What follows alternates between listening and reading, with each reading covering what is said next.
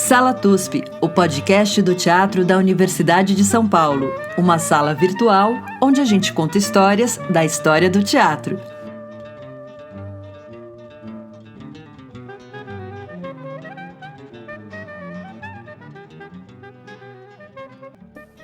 Olá, ouvintes da Sala TUSP. Estamos aqui num domingo conversando com Belo Horizonte. Eu sou Maria Tendlau, estou em São Paulo. Chico Pérez está em Bauru. Olá, Chico. Olá, ouvintes. Estamos aqui, apostos no trabalho. E estamos conectados com Belo Horizonte, com uma pessoa fantástica, que é Eduardo Moreira, do Grupo Galpão. Oi, Edu. Ei, querida, tudo bom? Ei, gente, tudo bom? Tudo bom? Está conversando com você. E hoje a nossa sala, aqui conectada, começa aí uma série de episódios, eu acho que importantíssimos, porque a gente vem falando da historiografia do teatro brasileiro. E temos falado muito de coisas que foram importantes no passado, mas que não existem mais. E agora a gente tem a possibilidade de começar uma série com coisas importantes desde sempre, que continuam aí atuando. Então, falando sobre grupos que já existem no Brasil há bastante tempo, e hoje nós temos a honra de falar sobre o Galpão. Galpão que está com 48 anos, é isso? 38. 38 anos. Fantástico. Então, o Galpão, como eu acho que a maioria dos ouvintes sabe, é uma referência nacional e internacional do teatro brasileiro. É fruto de um encontro muito produtivo entre algumas dinâmicas que estão presentes aí nesses 38 anos, que dizem respeito a uma atuação pública, com o público, para o público, um teatro de construção poética, de criação, de pesquisa, de inserção na cidade, e que hoje vai ser apresentado por um de seus fundadores. O Eduardo Moreira, ele é fundador do Galpão, junto com outras pessoas, já participou de 24 montagens, tem prêmios, indicações várias, ganhou prêmio por De Olhos Fechados em 83, como ator revelação, como ator coadjuvante inspetor-geral em 2003 e também como diretor em 1998 por Mulher Imaginário. Além disso, dirige outros trabalhos, o Delarte Company, da Califórnia, grupos importantíssimos aqui no Brasil, como o Clowns de Shakespeare de Natal, Boca de Cera em Aracaju, e quem anda pelo Brasil, pelas andanças de teatro, já o encontrou em vários lugares. E Eduardo também fez o Nós e os Outros, é isso? Fiz a dramaturgia, quer dizer, esse movimento de dramaturgia no Galpão eu tenho feito já há algum tempo. A própria adaptação que nós fizemos do Gigantes da Montanha, do Pirandello, com direção do Gabriel Vilela, a adaptação do texto é minha, e vários também, por exemplo, o De Tempo Somos, um outro espetáculo do Galpão, anterior a esse, o texto foi meu, quer dizer, a amarração dos textos fui eu que fiz. Então eu tenho acompanhado bastante essa questão da dramaturgia, não só dentro do Galpão, mas também assim, nas minhas direções eu costumo trabalhar bastante essa questão de uma dramaturgia, ou seja adaptando, ou seja criando mesmo textos, né? Eu passei esses dias muitíssimo bem acompanhada com um trabalho que você ajudou a fazer, que metade dos livros são seus, que são os diários de montagem do Galpão, que é um trabalho incrível de memória do fazer teatral, memória do labor, e lindíssimo. Então, assim, fiquei muito feliz de poder reler alguns dos livros e apresenta o Galpão pra gente, vai que tem alguém que caiu da lua e não conhece o Galpão. O Galpão, assim, ele tem 38 anos, né, nasceu em 82, a partir de um encontro com os dois diretores de uma companhia alemã que vieram fazer um trabalho no Brasil. Essa companhia chama Teatro Livre de Munique, é uma companhia que existe até hoje, E a gente fez um trabalho ligado a teatro de rua com esses diretores, né? Eles, de certa maneira, nos instrumentalizaram para ir para a rua, né? O teatro de rua é um lugar assim, muito importante na história do Galpão, né? Curiosamente, ele foi muito importante para a própria sobrevivência do Galpão, né? A gente fez esse trabalho com esses alemães, eles deram uma oficina de teatro de rua, depois nós montamos um espetáculo com eles, que foi o Alma Boa de Setsuan do Brecht, depois eles foram embora, e 5 atores que participaram dessa experiência decidiram dar continuidade ao trabalho, né? E a única possibilidade de prosseguir com esse trabalho foi montando um grupo, e aí nós montamos o Galpão. Foi muito interessante nesse aspecto, porque eles nos instrumentalizaram, num certo sentido, foi uma escola de teatro para a gente, esse trabalho com eles, e ali, a partir dali, de certa maneira, esses atores, né, do Galpão, o que formariam o Galpão, eles já tinham, de certa maneira, uma linguagem comum, né, que é uma coisa muito importante, às vezes, para um grupo ter, né? Às vezes eu acho que os grupos eles se perdem muito no caminho, também porque não tem uma linguagem comum, né? Às vezes não falam uma mesma língua teatral, não se entendem numa mesma língua teatral. E o nosso teatro, ele nasce muito daí, assim, ele nasce assim com uma vertente muito popular, teatro de rua, um teatro de uma comunicação muito direta com o público, e um teatro assim que tinha uma vertente também, acho que bastante sublinhada, assim, brechtiana, nesse sentido, assim, né, de um teatro, a maneira como o grupo usava, por exemplo, a música, o teatro de rua, um certo aspecto épico da narrativa no teatro, e também uma espécie de um treinamento, que era um treinamento muito grotovskiano nesse sentido, assim, de que existia um trabalho físico muito intenso, assim, muito a partir do cansaço, assim, era um trabalho bastante intenso, assim, fisicamente, né? E que, pouco a pouco, eu acho que foi uma coisa que aconteceu com o Galpão, que o Galpão se transformou num grupo de atores sem um diretor fixo, né? Então, o Galpão, na verdade, a linguagem do grupo é uma linguagem bastante diversificada nesse sentido, né? É claro que eu acho que a face mais conhecida do trabalho do Galpão é o teatro popular, o teatro de rua, né? Experiências, por exemplo, que nós fizemos com Gabriel Vilela, que foi o Romeu e Julieta, né, na rua, ou Rua da Amargura, que foi um espetáculo que a gente mesclava uma parte na rua e outra dentro do teatro, onde trabalhávamos muito com essa coisa do circo-teatro, do melodrama, né? E mesmo também o Pirandello, que nós fizemos com o Gabriel, os Gigantes da Montanha, que levar uma coisa assim de um teatro tão mítico como os Gigantes da Montanha para a linguagem do teatro de rua, mesclando isso com uma coisa muito popular, né? da música italiana popular, né? Mas o Galpão, ele acabou se caracterizando também por uma faceta muito diversificada, exatamente pelo fato de trabalhar tanto com diferentes diretores, né? Então, se a gente pega, assim, nos últimos anos, nós fizemos, por exemplo, um álbum de família com o Eide Ribeiro, que é um diretor de Belo Horizonte, de Minas, assim, um diretor extraordinário, muito conceituado, né? Trabalhando assim esse teatro mítico do Nelson Rodrigues. Nós fizemos essas 2 peças, Rua da Amargura e Romeu e Julieta, com Gabriel Vilela, tinha aí sim uma vertente muito do teatro popular.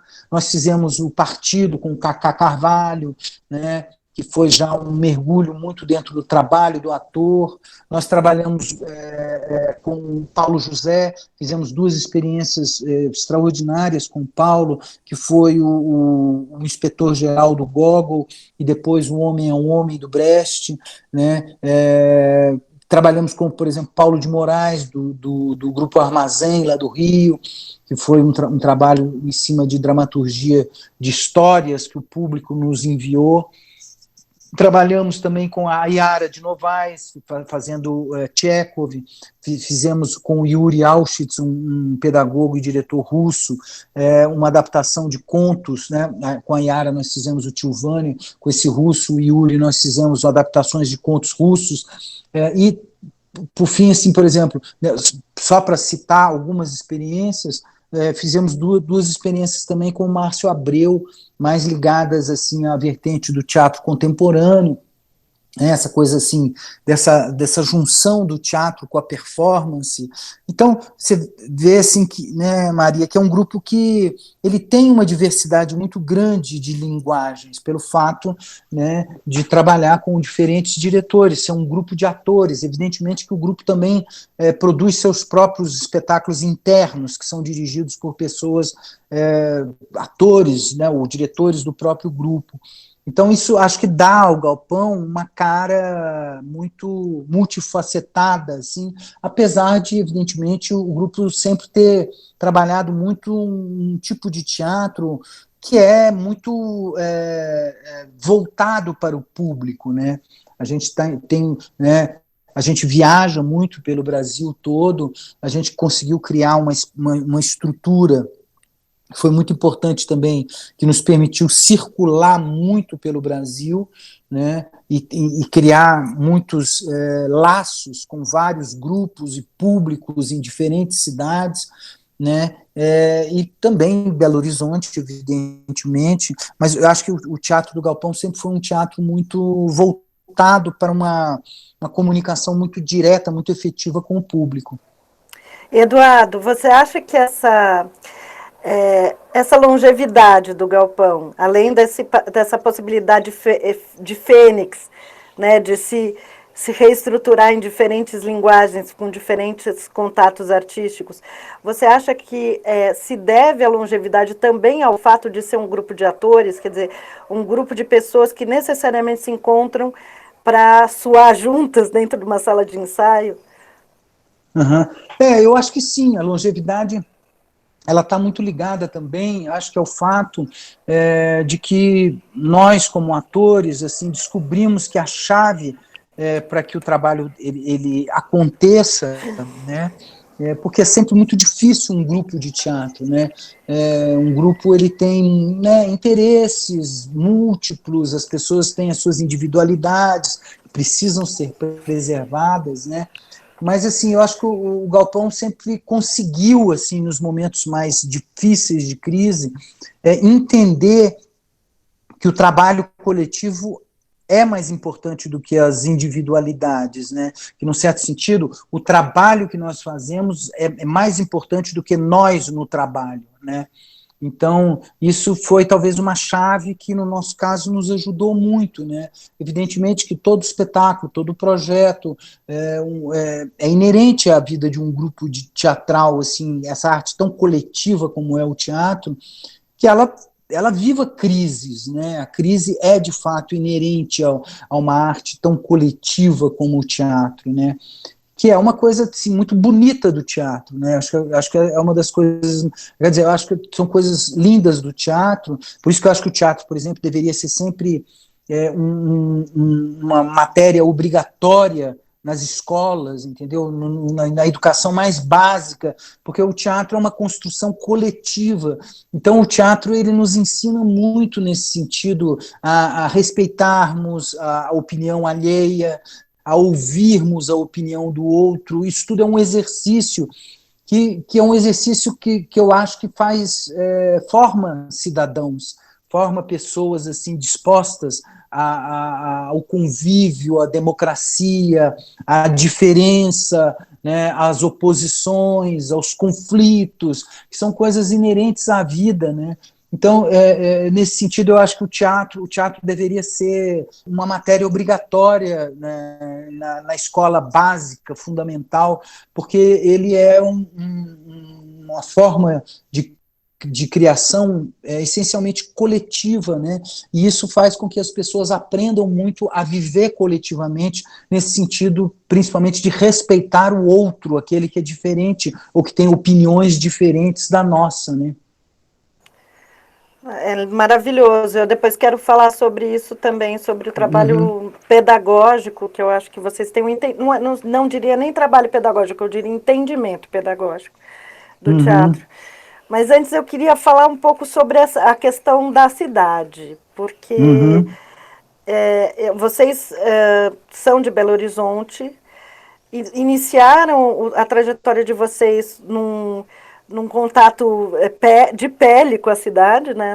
Começaram com teatro de rua, ou seja, de um entendimento desse espaço público que deve ser disputado num bom sentido. uhum, Até eu li um trecho de uma tese de uma garota que fala sobre espaço no galpão e ela falava uma história bonita da torre da igreja da cidade do Chico, que uhum, deixou de ser a torre o lugar do bispo deixou de ser o lugar do bispo, mas virou o lugar que aquele ator que foi lá no lugar do bispo, entendeu? Porque uhum, usou o espaço. uhum, Então, essa uhum. apropriação espacial linda. Mas eu acho que tem uma característica que é muito Belo Horizontina, que é muito profícuo em grupos teatrais. E eu queria saber se você entende isso como filiação do galpão ou o galpão é fruto disso? Não, acho que o Galpão, ele de fato, assim, sem querer, né, engrandecer demais a importância do Galpão, exagerar nisso, mas acho que o Galpão tem um papel muito importante nesse sentido, por exemplo, na cidade de Belo Horizonte, né? Acho que é importante também assim contextualizar um pouco o aparecimento do Galpão. O Galpão aparece no início da década de 80, né, no momento 82, um momento assim que o Brasil está vivendo toda uma depois de depois de quase 20 anos de ditadura militar, né, Uhum. que foi terrível, principalmente a partir de, quer dizer, sempre foi terrível, desde que ela foi implantada, mas a partir de 68 foi uma coisa terrível, né, que destruiu completamente o país, destruiu o teatro, destruiu a cultura, né, destruiu a organização, né, de toda a sociedade civil, né, e a gente está aí exatamente nesse momento, a gente entra nesse momento que é um momento que eu acho que a sociedade civil no Brasil ela está se reorganizando, né? As pessoas estão pedindo eleições diretas, estão pedindo a anistia, né, aos exilados, a volta dos exilados, pedindo assim a volta das liberdades democráticas, né? Então é um momento em que a sociedade como um todo ela reage a essa violência da ditadura militar, né? Claro que tem uma crise econômica aí também que vem ajudar ao desmantelamento, né, dessa estrutura horrorosa dessa ditadura militar, né? E eu acho que o Galpão entra muito nesse momento, né? É um momento, então, por exemplo, que em 82, quando a gente começa a ir para a rua e começa a reunir 500, 700 pessoas nas grandes praças do centro das cidades, é uma coisa um pouco inimaginável ali, né? Porque quem viveu a ditadura militar sabe que as pessoas não podiam se reunir, né? Era uma coisa assim, a censura, a falta de liberdade, a perseguição, não havia essa possibilidade. Então, essa capacidade incrível que o teatro tem, né, de reunir as pessoas numa roda, e em volta disso acontecer um fenômeno coletivo, né, social, que é verdadeiramente extraordinário, porque ele é do momento, ele é daqui e do agora, ele é epitelial, né? Ele é profundamente transformador, e não é à toa que o teatro é logo a atividade mais perseguida, né, por todos os tiranos, por todos os fascistas, por todos os ditadores, né? O teatro é um lugar de profundo diálogo entre as pessoas, né? E isso incomoda muito aos tiranos, né? É evidente. E eu acho que o Galpão, nesse sentido, ele ressignificou muitos, por exemplo, para ficar em Belo Horizonte, né? Eu acho que o movimento teatral de Belo Horizonte deve muito a uma coragem do Galpão de ir para a rua, de ter um público. O Galpão também acho que tem uma coisa muito muito bonita na história do Galpão, que é uma capacidade de romper um certo isolamento do teatro. O teatro ganhou, né, se a gente pensa assim que as estreias dos espetáculos de rua no Galpão acontecem em Belo Horizonte para plateias de 4.000 espectadores, 5.000 espectadores, é um fenômeno realmente extraordinário, assim, acho que, de certa maneira, único no teatro, até mundial nesse sentido. E é uma capacidade mesmo que o grupo teve de também romper com esse isolamento do teatro, porque às vezes, eu acho que às vezes o teatro ele se isola demasiadamente, né? No sentido assim de que às vezes, por exemplo, artistas com trabalhos até muito bons, assim, mas às vezes muito apartados do público, né? E a gente, né, sem querer dizer que o nosso teatro é melhor, mas a gente sempre teve assim uma busca muito forte por esse elemento assim de trazer o público para o teatro. E evidentemente que sem baratear, né, sem querer fazer gracinha ou coisas assim baratas assim para fazer uma coisa popular entre aspas, né? E eu acho que a gente sempre buscou assim muita verdade, muito conteúdo dentro do teatro que a gente fazia, né? Eu quero falar de um trabalho antigo, inclusive de vocês, mas é porque eu parei nele agora há pouco tempo, porque acho que ele é muito diretamente isso que você está falando sobre incomodar os tiranos. E eu estava conversando com uma amiga e a experiência dela muito forte com esse espetáculo, que é o Corra Enquanto Pode, que é até um pouquinho premonitório, né? A gente devia ter corrido, mas enfim. Que é o encontro de um grupo de evangélicos disputando o espaço da rua com uma travesti que Exatamente. você fazia maravilhosamente, Uhum. e que havia uma Uhum. identificação do público a princípio como se fosse uma manifestação evangélica verdadeira, por mais surreal que pareça. E isso criava uma espécie de teatro-debate, de teatro-fórum, porque quando o público percebia que ele não estava assegurado, que era uma crítica, ele se enfurecia, saía, ia embora. Essa minha amiga falando, não, eles atravessavam a cena no meio, né? E aí eu queria Uhum. que você falasse um pouco desse trabalho que a gente fala pouco e eu queria saber como é que era. Uhum. Não, esse era um espetáculo extraordinário, assim, uma parceria com o Eide Ribeiro, né? O Eide foi um diretor que nos dirigiu 2 vezes, nesse espetáculo, Corre Enquanto é Tempo, e no álbum de família. E esse espetáculo era realmente notável, assim, porque é curioso também, né? O Eide colaborou muito na trajetória do Galpão para que o Galpão olhasse mais para o Brasil, né? Porque a gente começou muito com isso, a nossa formação veio assim dessa coisa Grotowski, Brecht, teatro alemão, né? Popular, claro, mas assim muito circo, assim comédia dell'arte, a gente foi muito pela comédia dell'arte. E esse momento é um momento de virada, representado pelo Corra Enquanto é Tempo, que era realmente um espetáculo extraordinário. A gente chegou a ter casos assim de que as pessoas queriam impedir da gente de fazer a peça, ou até, por exemplo, teve um pastor que queria que a gente fosse na igreja dele cantar e fazer uma parte do espetáculo na igreja. Agora, ele é um espetáculo muito curioso, sabe, Maria? Porque eu tenho na minha memória, nós fizemos esse espetáculo até 94, que foi quando a Wanda faleceu, e aí a gente parou de fazer o espetáculo. E a gente voltou a fazer o espetáculo em 2002, uma cena desse espetáculo, bem no centro de Belo Horizonte, na Praça 7. E aí, de fato, nós quase fomos agredidos, assim, a gente teve que ter quase que assim uma proteção policial para a gente não ser linchado, né? Porque eles se sentiram assim atacados, agredidos, porque achavam que a gente estava fazendo um deboche, né? E de fato tem esse aspecto assim, né? Aí como a gente vê que em 10 anos, o Brasil, né, quer dizer, é um pouco o ovo da serpente, né? O Brasil hoje se transformou e se transforma cada vez mais numa teocracia evangélica, né? Que é o que esses movimentos estão fazendo, assim, com um projeto político muito articulado, né?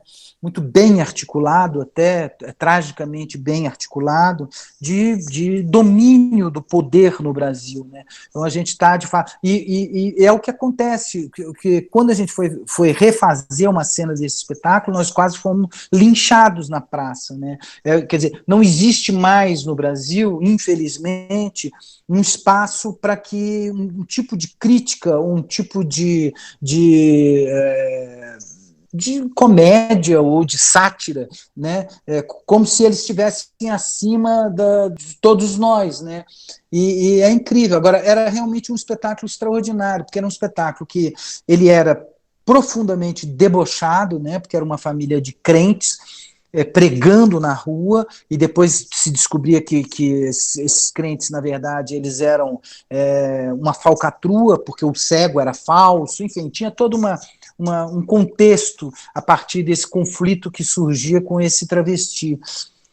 E era realmente um espetáculo extraordinário, assim, muito interessante, assim, um happening teatral, um agite-prop teatral, assim, muito contundente, assim, e muito bem feito também nesse sentido, assim, que a gente usava músicas de Roberto Carlos, a gente usava umas músicas de crente, Jesus Cristo.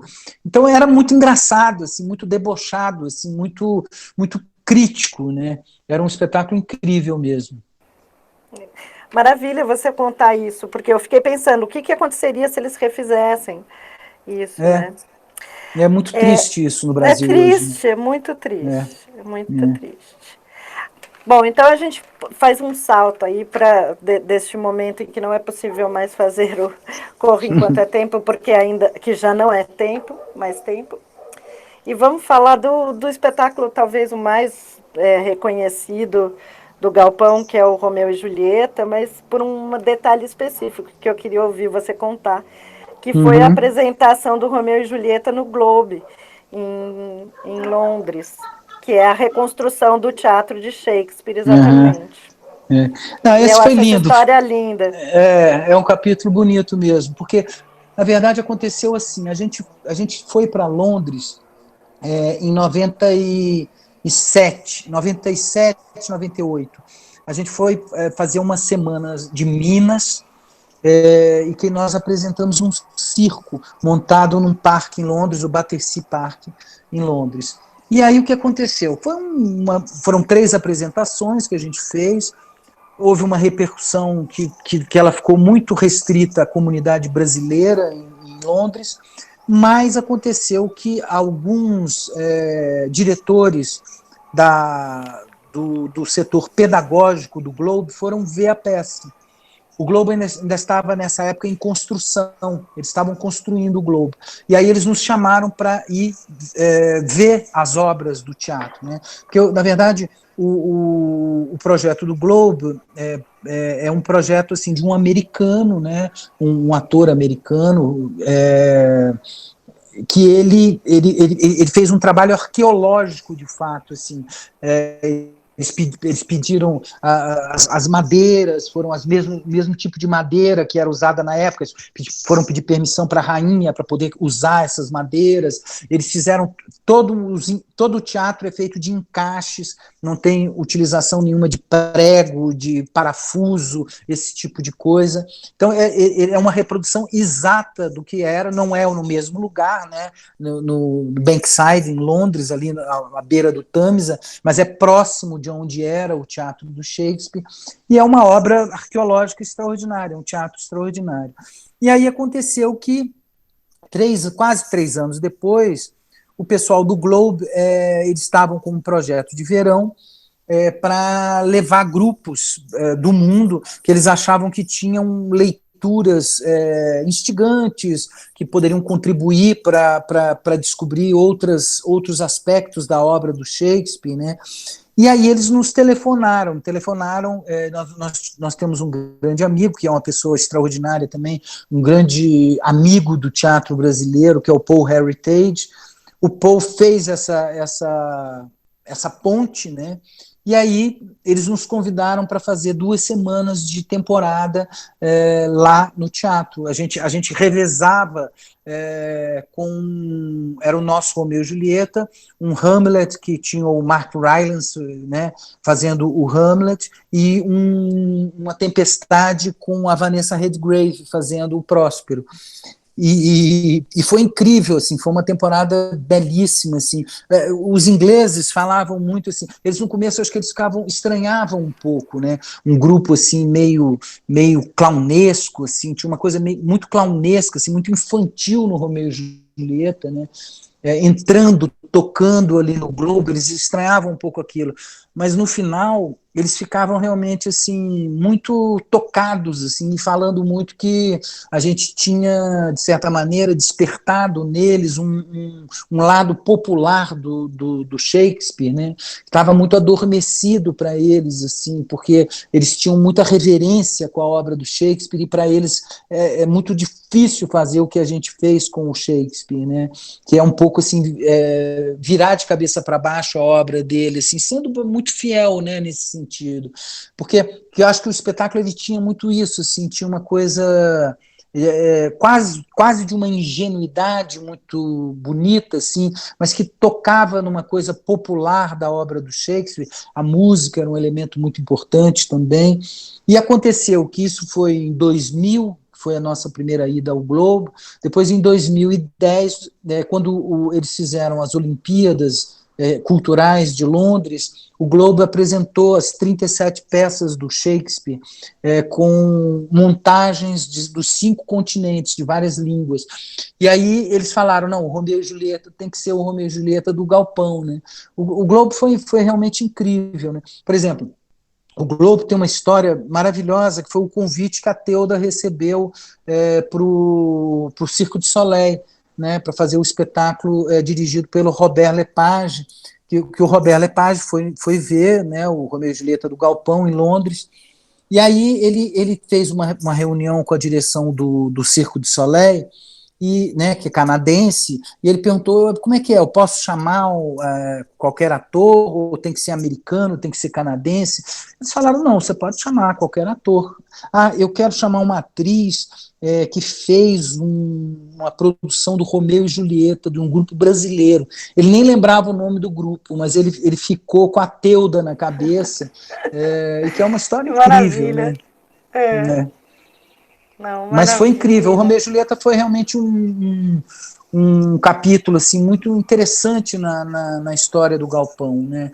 A própria feitura do espetáculo, né? Quando, por exemplo, nós saímos da nossa sede em Belo Horizonte e fomos para uma pequena cidade assim de trabalhadores do campo, trabalhadores rurais, chama Morro Vermelho. Nós montamos o cenário da peça na praça de chão de terra, assim, dessa pequena vila, e a gente ficou 10 dias ensaiando nesse lugar, assim, e pegando assim, muito as reações do público, das pessoas, porque os trabalhadores, as famílias chegavam no final da tarde e elas se agrupavam em volta, e era o momento que a gente ensaiava de dia, e de noite a gente fazia uma espécie de um geral para eles, no final da tarde, né? E foi incrível, assim, como essa experiência, junto com pessoas assim muito simples, né, trabalhadores rurais, assim, muito fora de uma certa padronização cultural, né, foi fundamental para que a gente descobrisse o Romeu e Julieta. E também essa coisa do céu, né, da abóboda do céu, né, esses elementos que estão muito presentes na obra do Shakespeare, da natureza, né, foi muito importante para descobrir essa essência do que era o Romeu e Julieta, né? Maravilhoso. Uhum. Vocês sempre interessados, né, nesse contato, eu queria que você contasse um pouco do Cine Horto, porque eu acho assim, né, o Grupo Galpão deixa de ser apenas um grupo para ser um ator cultural importantíssimo na cidade de Belo Horizonte, num bairro que, na verdade, não seria um bairro central, né? É um bairro mais distante, né, da zona leste da cidade. Quer dizer, não é não é uma periferia, assim, mas é um bairro que está fora do centro de Belo Horizonte, né? Eu acho assim, tem uma experiência que eu acho fundamental na história do Galpão, que foi quando nós fomos para o Peru, convidados pelos grupos do Terceiro Teatro, que era ligado, né, ligado ao Eugênio Barba, né, nós participamos de um encontro, que era um encontro Ayacucho de teatro, que era uma homenagem ao Grotowski. Foi um encontro de 32 grupos das Américas e da Europa, em que a gente montou um espetáculo conjunto entre todos esses atores num deserto, numa área desértica do Peru, e que seria em homenagem ao Grotowski. O Grotowski, na verdade, não veio, porque nessa época o Grotowski já estava bastante doente. Mas esse encontro, no ano seguinte, 89, nós fomos convidados, o Galpão, o Jujescane, um outro grupo, dois grupos chilenos e um outro grupo peruano. Esses 5 grupos foram convidados por grupos italianos para fazer uma resenha latino-americana de teatro. Então, nós percorremos 12 cidades da Itália. Foi uma experiência extraordinária que nos possibilitou até, por exemplo, ganhar um dinheiro e que nos possibilitou comprar a nossa sede, né? A compra da sede, né, de um espaço próprio do Galpão, mudou muito a nossa estrutura de trabalho. Foi fruto dessa viagem que nós fizemos. Então, isso foi muito importante. Assim, para você ter uma ideia, assim, até então, os nossos espetáculos, a gente montava em espaços emprestados, com muita dificuldade, assim, os cenários, figurinos para guardar, a organização da produção do grupo, tudo era muito disperso, né? E a partir da compra de um espaço próprio, nós conseguimos articular o nosso trabalho, né? Mas eu acho que também, mais do que isso, a gente viveu com esses grupos italianos ligados ao Terceiro Teatro, uma experiência muito importante para o Galpão, que foi perceber como o teatro ele precisa estar, até pela sobrevivência dele, ele precisa estar muito articulado com a comunidade em que ele atua. Né? E a gente via isso nos grupos europeus lá da Itália, grupos assim vivendo em comunidades muito pequenas, mas eram grupos que tinham sede, eles tinham um teatro, eles tinham uma biblioteca, tinham uma videoteca, eram grupos que organizavam festivais internacionais nessas comunidades. Então a gente percebeu ali como eram grupos muito articulados com a comunidade em que eles viviam. Né? E isso foi muito importante, porque no ano seguinte, quando a gente volta para o Brasil, a gente começa a articular em Belo Horizonte um festival internacional de teatro de rua. Né? E aí ficou muito, muito forte essa marca do Galpão de ter uma presença, uma ligação muito, muito intensa com a comunidade.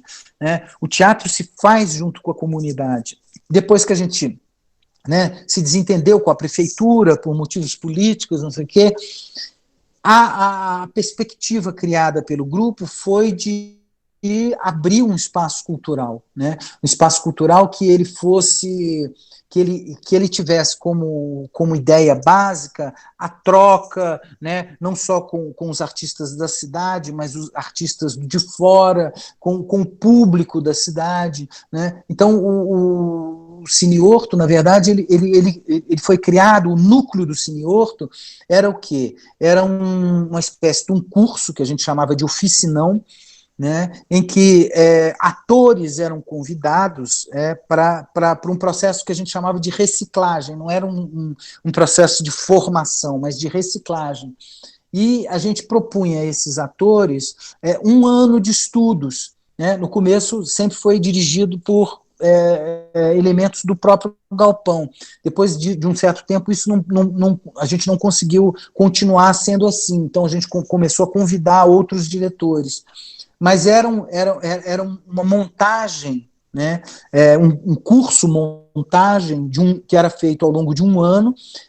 Essa montagem estreava lá no teatro, que a gente tem lá um teatro de 200 lugares, e fazia ali uma temporada de uns 2 meses, né?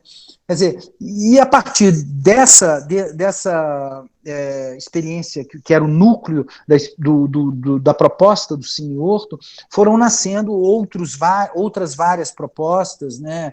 Festival de cenas curtas, grupos de estudos, né? Quer dizer, o Cine Horto tem uma série de projetos e que estimula muito essa troca com outros artistas de Belo Horizonte, de fora de Belo Horizonte, e com o público também. E tem muitos cursos, né? Cursos para crianças, cursos para adolescentes, né? Cursos de teatro mesmo. Então, acho que é um espaço muito importante dessa ligação do Galpão com a comunidade de Belo Horizonte. É um espaço maravilhoso. Quem não conhece, for para Belo Horizonte, vá conhecer. E vão atrás da página também do Galpão, porque lá tem informações, eles têm um acervo de memória, tanto do Galpão quanto de outras manifestações do teatro, que é maravilhoso. Vamos então para hoje. Como é que vocês estão hoje? O que vocês estão fazendo? Talvez falar um pouco desses 2 últimos trabalhos que vocês fizeram com o Márcio Abreu, que acho que foram trabalhos bastante interessantes, no sentido de se reconstruir mesmo, e o que vem por aí.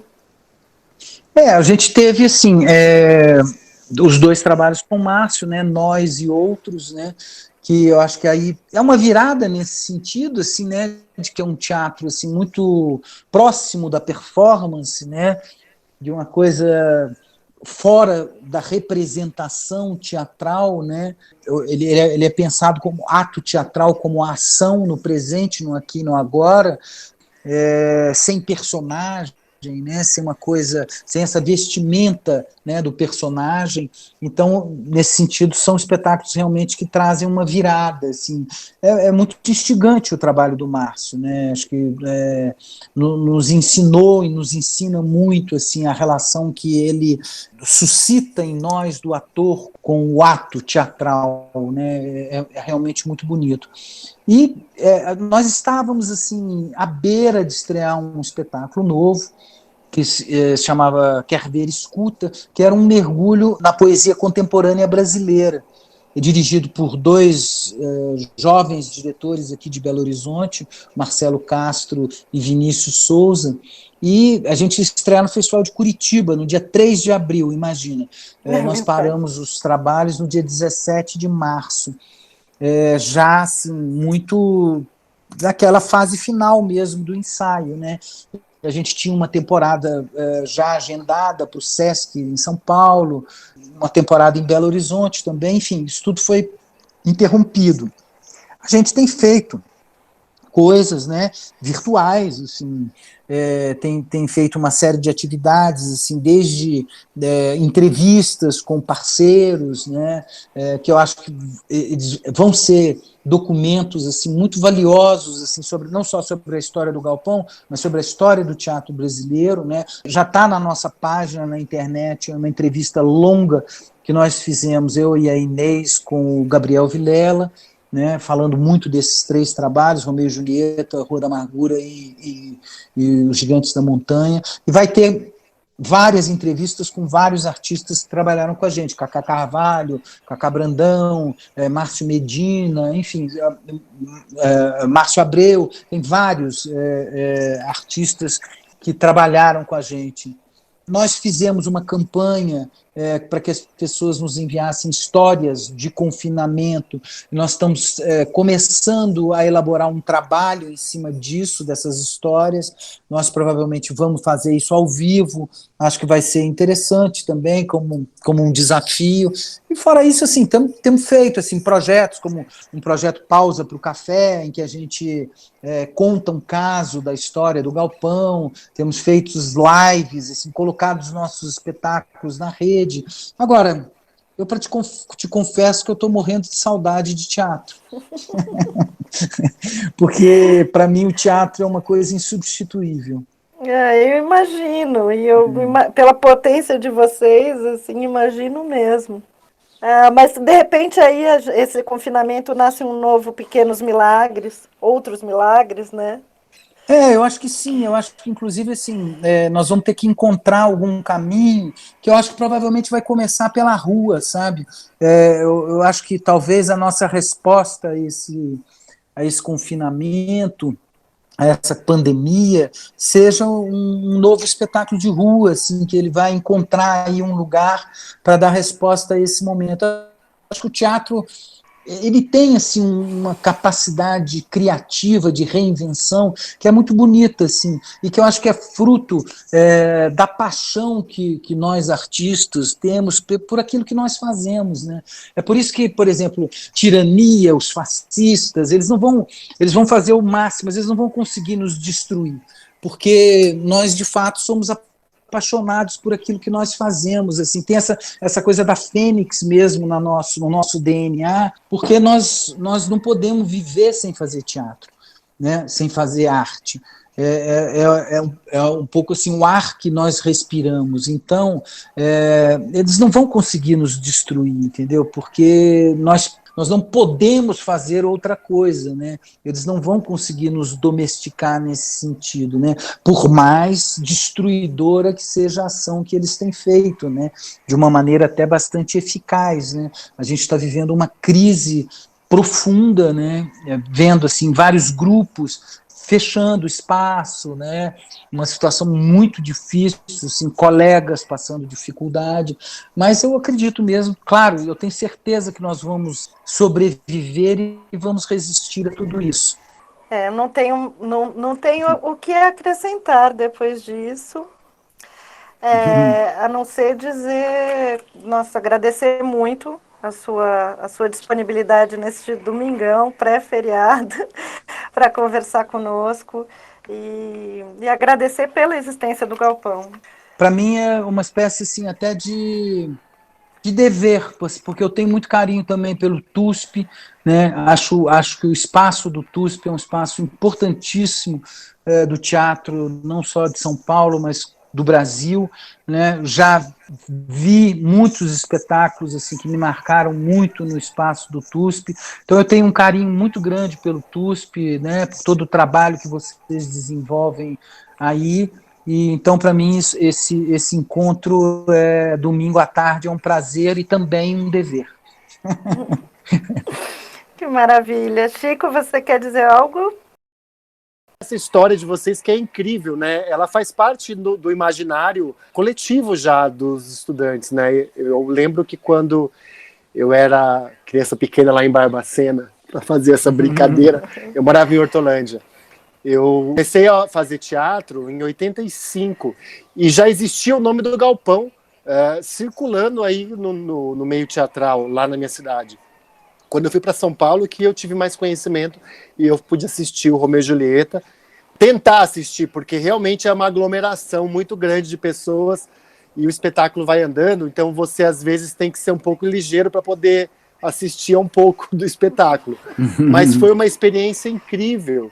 E realmente o Galpão, junto com o Lume, junto com o Teatro da Vertigem, são grupos que estão no imaginário coletivo do teatro brasileiro, né? Então é um prazer falar com você e ouvir diretamente da fonte das histórias.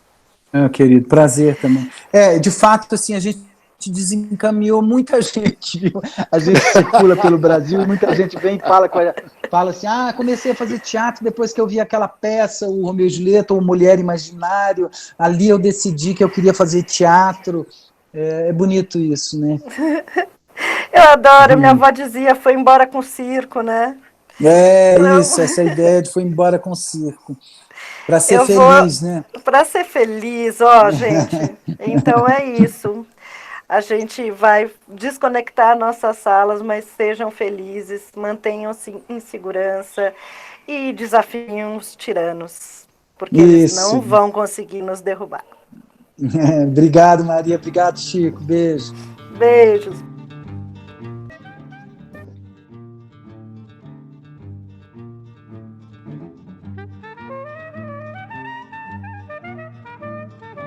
Esse foi o Sala TUSP, Sala TUSP, o podcast do Teatro da Universidade de São Paulo.